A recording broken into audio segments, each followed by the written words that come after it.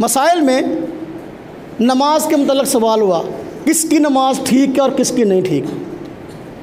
एक बंदा ना उसके मतलब मालूम करना है भाई ये बंदे का ज़हन क्या है, इसकी हमदर्दियाँ किसके साथ है, ये ज़ुबान से क्या कहता है, इसके अंदर की भड़ास क्या है, कैसे निकालता है।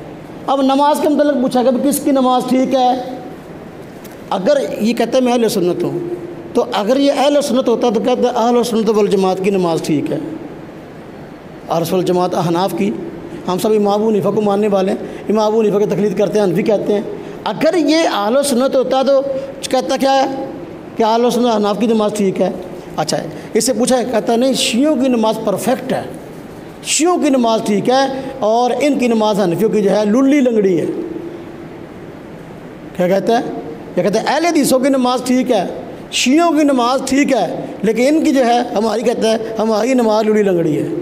अब इससे क्या बंदे के दिमाग का अंदाज़ा नहीं होता कि ये बंदा किस ज़हन का है, कि ये बंदा असल में उम्मत मुस्लिमा के अंदर इंतशार करना चाहता है।